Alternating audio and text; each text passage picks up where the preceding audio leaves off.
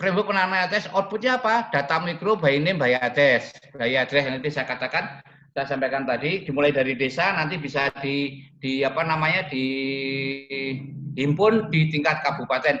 Dan itu development data. Artinya data yang bisa hidup, data yang berkembang, disepakati akan diupdate setiap bulan apa atau setiap semester dan sebagainya disepakati, sehingga data itu update terus. Siapa yang mengelola data nanti disepakati di tingkat kabupaten dan sebagainya. Tetapi desa harus punya data ini agar apa yang kita lakukan betul-betul berbasis data. Kemudian outcome-nya apa? Perencanaan pendidikan berbasis data, dukungan kebijakan strategi, dan inisiatif lokal untuk mendukung akses anak semua anak mendapatkan layanan pendidikan. Ya, kalau datanya udah jelas, anak-anak berapa anak yang nggak sekolah, berapa anak yang melanjutkan, bisa akan lebih mudah untuk merencanakan kegiatan. Contoh misalnya kemarin di Cenang lalu ada kegiatan bimbingan belajar karena tahu persis datanya yang SD kelas 6 berapa, SMP kelas 3 berapa, SMA kelas 3 berapa. Maka desa merencanakan kegiatan dibantu oleh pemuda-pemuda untuk meningkatkan kualitas hidupnya anak-anak. Kemudian impact-nya apa? Penurunan angka anak tidak sekolah berkontribusi pada angka partisipasi sekolah dan akhirnya kepada peningkatan IPM, indeks pembangunan manusia. Kalau nanti di Rembang semua, saya IPM-nya juga akan sangat tinggi signifikan dengan pembangunannya. Oh enggak, lanjut. Nah, ini yang kita bicara tentang SIPBM bermula dari data menuju pendidikan universal itu pendidikan sampai dengan minimal SMA dan sederajat Bapak dan Ibu. Kita nyebut dengan pendidikan universal. Ya. Kemudian tingkat lokal pengembangan model ada kebijakan untuk mendukung dan apa ini? Nggak terlalu jelas ya. Kurang-kurang besar ya Bu ya. Bisa kenapa kurang besar ya? Oke, kemudian peningkatan kapasitas harus dilakukan. Kemudian dilakukan SIBBM, dari SIBBM akan melahirkan data ATS, anak tidak sekolah. Sebenarnya SIBBM tidak anak tidak sekolah aja, tetapi ada data untuk kesehatan, ada data keluarga, dan sebagainya.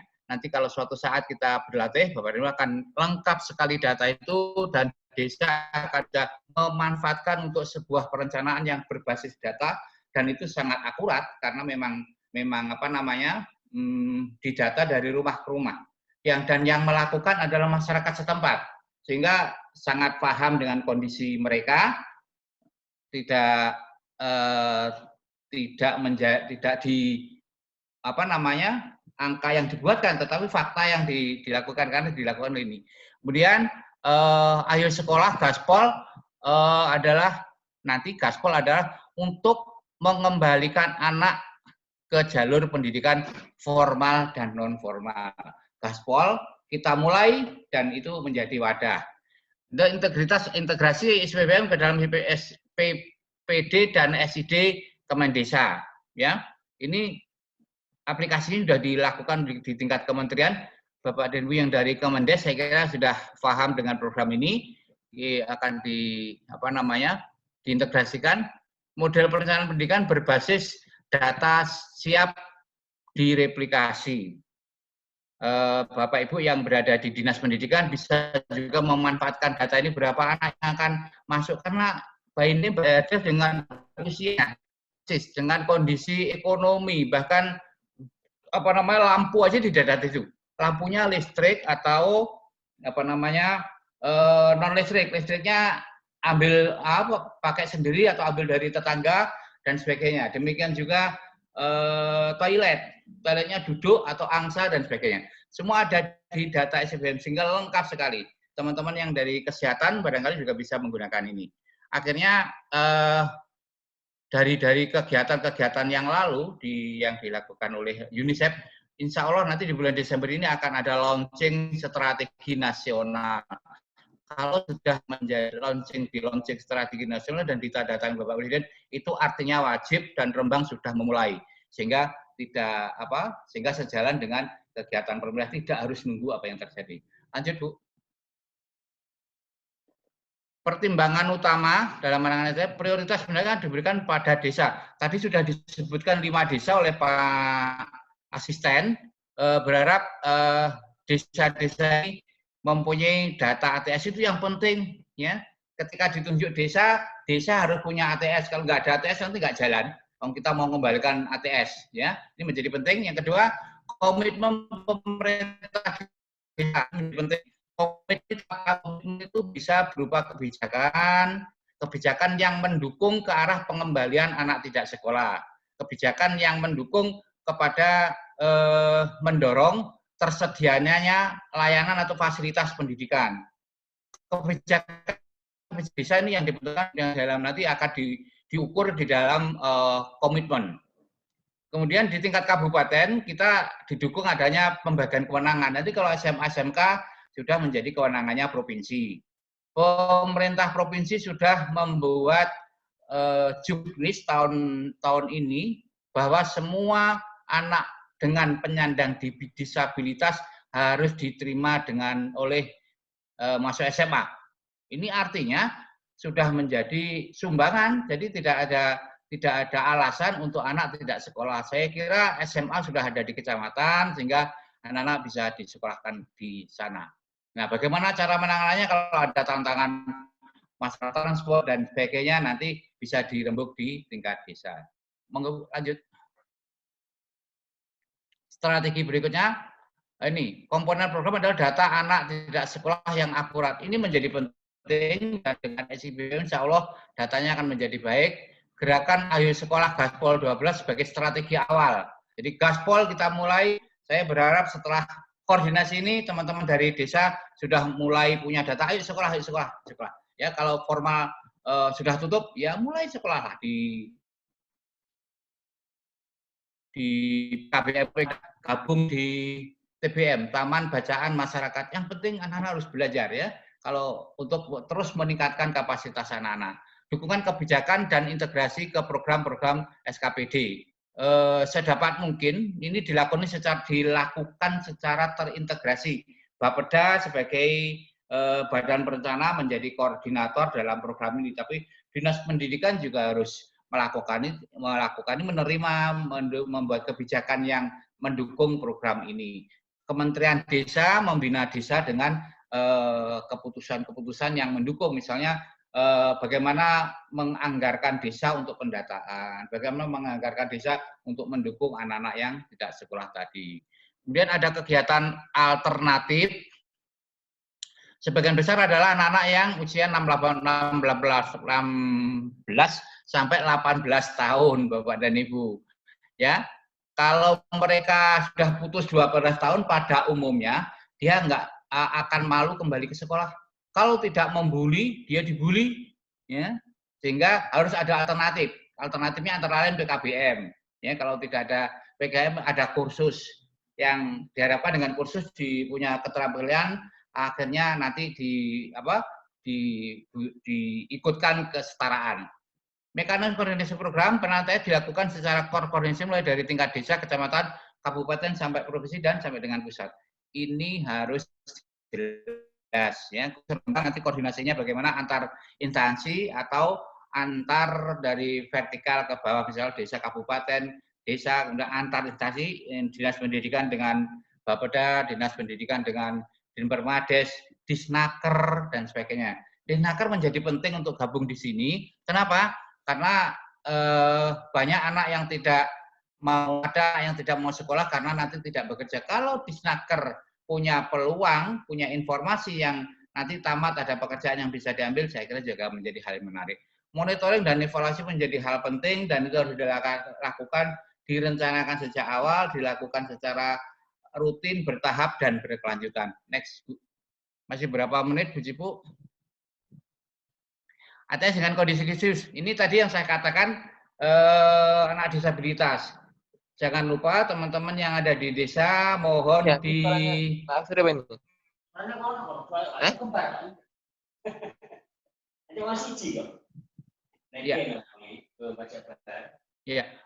teman-teman yang ada di desa mohon mulai di data ada berapa anak yang penyandang disabilitas dan mulai dilakukan fasilitasi, jangan sampai anak itu tidak sekolah. Mungkin orang tuanya juga bisa saja malu. Sekarang sudah ada pendidikan inklusif,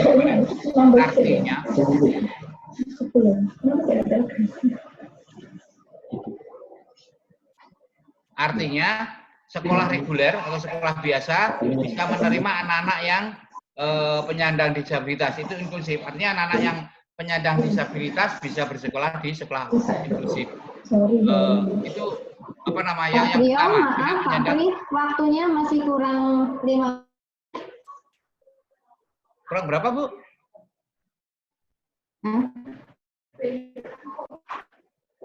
Bu. Atau mungkin mumpung kita menghadirkan Pak Priyo, nanti mohon dituntaskan materinya.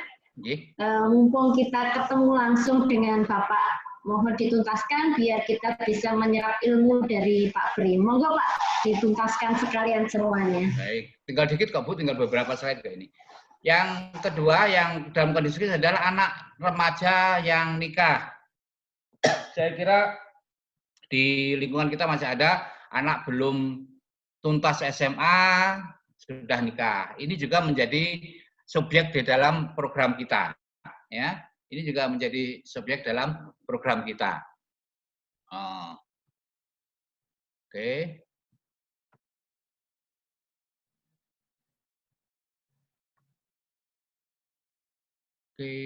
Dan oke, ini yang terakhir nggak muncul ya Bu ya, slide-nya. Oke, nggak apa-apa, saya cerita aja. Yang anak-anak yang nikah, kalau dulu pernikahan anak ya, kalau disebut anak itu sampai dengan 18 tahun dalam benak kita. Pernikahan anak ini juga harus menjadi sasaran. Biasanya mereka nikahnya bisa juga karena memang pilihannya, bisa juga karena kehendak orang tuanya, bisa juga karena kehendak yang lain gitu, sehingga menjadi anak tidak sekolah. Ini juga harus kita berikan fasilitasi untuk mereka bisa sekolah kembali. Mengapa Bapak dan Ibu ini penting ya menjadi sekolah ini adalah kenapa tadi Pak asisten Kesra menyebutkan ini menjadi harapan kedua. Kalau saya nyebut nih, kita yang bergerak di gaspol ini memberikan nyawa kedua dengan positif thinking dan positif harapan. Artinya anak-anak nanti sekolah, kemudian pendidikannya lebih baik, keterampilannya lebih baik, insya Allah kehidupannya juga lebih baik. Ya Bapak dan Ibu, sekarang di Cenang sudah ada yang semula tidak sekolah, sekarang sudah melanjutkan ke perguruan tinggi, ke politeknik. Ya. Contoh yang sukses karena kita berusaha untuk membantu mereka. Betapa senangnya mereka semula tidak sekolah, kemudian sekarang bisa sekolah dan lanjut ke sampai perguruan tinggi yang semula tidak punya harapan apa-apa. Banyak kisah-kisah yang menarik, nanti Gus Ulum bisa cerita, ada Alifah, ada Udin, ada Wahyu dan sebagainya. Banyak cerita yang itu digerakkan oleh grupnya Gus Ulum itu. Yang terakhir sumber daya. Diperlukan sumber daya dari berbagai pihak untuk menuntaskan anak tidak sekolah dalam gaspol. Yang pertama, pemerintah provinsi juga harus terlibat. Saya kira kita harus bangun koordinasi dengan provinsi, meskipun untuk pendidikan itu yang ditangani provinsi SMA, SMK, dan pendidikan khusus atau SLB, tetapi kita harus kerja sama dengan mereka. Karena kenapa? Nanti SD sampai dengan SMP menjadi tanggung jawab. Setelah itu ya provinsi. Kalau ini tidak kita fasilitasi, bisa saja nanti anak tidak sekolah. Kalau kita bilang SMA menjadi tanggung jawab provinsi, maka kita di kabupaten berhenti, itu akan menjadi tanggung jawab kita, tanggung jawab di kabupaten. Akhirnya masuk ke PKBM menjadi beban kita. Kita cegah, kita antisipasi jangan sampai terjadi anak yang berisiko putus sekolah. Bapak dan Ibu, putus sekolah itu bukan karena ekonomi saja, tetapi kondisi sekolah yang kurang menyenangkan bisa juga anak menjadi tidak sekolah. Ya, mungkin di antara kita juga punya pengalaman yang unik juga. Anak-anak kadang-kadang lebih suka nongkrong di toilet daripada ikut matematika. Kenapa? Matematikanya gurunya nggak menyenangkan. Oleh karena itu, Bapak Ibu yang dari Dinas Pendidikan PDANK, barangkali menjadi PR kita bagaimana pembelajaran ini menyenangkan. Ya, sekarang zaman daring juga banyak sekali informasi bagaimana orang tua juga stres dengan ini. Nah, ini menjadi tugas kita bagaimana ini pembelajaran bisa menarik. Terus piye? Kok ora ono ketok anu e. Wong isik ngomong biru. Halo. Ya, sumber daya. Yang kedua adalah pemerintah kabupaten kota. Kita sendiri ya, Bapak Ibu Kabupaten Rembang. Pemerintah kecamatan dan desa. Ini menjadi kepanjangan tangan informasi yang harus disampaikan kepada desa. Camat dan timnya mempunyai tugas yang sangat luhur untuk mengkoordinir desa-desa bagaimana menggerakkan desa-desa bisa menjadi lebih baik. Kemudian pemerintah desa, Bahwa ini tadi sejak tadi saya sebut, kalau desa maju Indonesia maju, Bapak dan Ibu. Yang tidak desa hanya beberapa kok, di kota itu kelurahan kan, desa dan kelurahan. Kalau desa kelurahan maju selesai dahulu. Semua masyarakat desa kelurahan sejahtera Indonesia maju, ya Pak ya. Oke. Karena RT RW dukuh apa perannya? Nanti Gus Sulung bisa bercerita. Di desa mana Gus? Negla. Itu pendidikannya sudah berbasis dukuh. Pak Dukuh harus tahu. Pak RW tahu siapa yang nggak sekolah. Itu. Ada komunitas yang harus dibentuk sehingga komunitasnya banyak. Ada komunitas disabilitas, ada komunitas forum anak, ada komunitas ibu-ibu, tadi ada yang dari Fatayat, mungkin ada Muslimat, ada Ansor, bisa diajak bersama untuk menangani anak-anak yang tidak sekolah. Ada tokoh masyarakat, ada tokoh agama yang juga harus kita rangkul oleh Bapak Kepala Desa, beliau sangat ahli di dalam mengajak bagaimana bersekolah. Ada sektor swasta, ya kalau di sekitar desa ada perusahaan bisa diajak kerjasama, mungkin menerima lulusannya untuk bekerja di situ, atau ada CSR yang bisa menuntaskan anak-anak yang bisa sekolah, atau mungkin ada yang punya yayasan bisa menampung, banyak yang bisa dilakukan. Lembaga non pemerintah dan organisasi kemasyarakatan. Banyak yang Bapak Ibu bisa lakukan dengan lembaga ini. Pihak-pihak yang peduli dengan pendidikan anak. Banyak ada yayasan, ada perusahaan pun pada umumnya mereka punya CSR yang bisa dikerahkan. Nah ini diperlukan orang yang mau rela bergerak untuk membantu ini.